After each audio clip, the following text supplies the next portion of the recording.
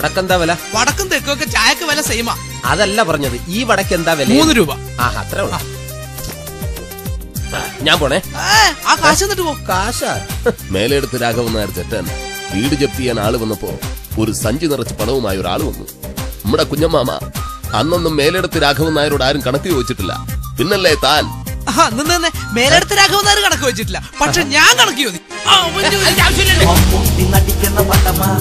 കാണുന്നതെന്റൊരു കടമ, പടം കാണ കാശൊപ്പിച്ചത് മൊത്തം കട്ടമ്മ.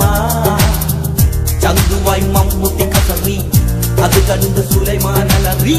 കത്തിക്ക് വാളുമെടുത്തവൻ അന്തം കൂട്ടങ്ങി.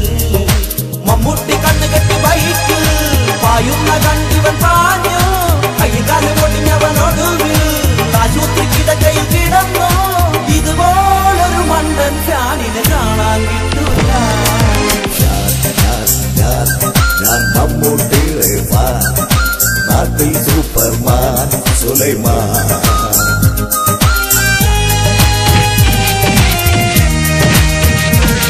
നിർത്താൻ. അത് പറയാൻ താനാരാ? ഞാൻ മാണിക്യം, രായമാണിക്യം. രാജമാണിക്യത്തിന് എന്താ ഇവിടെ കാര്യം? മോട കണ്ട എടപ്പെടുവണ്ണ. നീ ഞങ്ങളുടെ അടുത്ത് മോട ഇറക്കണ്ട കേട്ടാ. തള്ളെ കലിപ്പുകള് തീരണില്ലല്ല. ഞാട്ടില്ലടാ, എടത്താട്ട് നിക്കടാ. എടാ നിന്നെ തല്ല എനിക്ക് ഇടവും പോലെ വേണ്ട. രാജമാണിക്യം എന്ന് പറഞ്ഞ ഈ കൊന്നള. നിന്നോടൊക്കെ ദൈവം ചോദിക്കോടാ. മമ്മൂട്ടിയൊരു പട്ടം പൊട്ടിഞ്ഞു, അത് കണ്ട് സുലൈമാൻ കരഞ്ഞു. പെറ്റുമ്മ മയ്യത്തായാൽ ഇത്രയും കരയൂല. പട്ടണത്തിൽ ഭൂതമിറങ്ങി, ഭൂതമായി ഇവനും ഉറങ്ങി.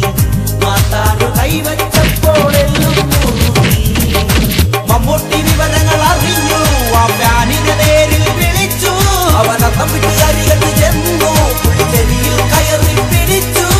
മര്യാദക്ക് ജോലിക്ക് പോകാൻ മമ്മൂക്ക പറഞ്ഞു. നീ നല്ല പെട്ട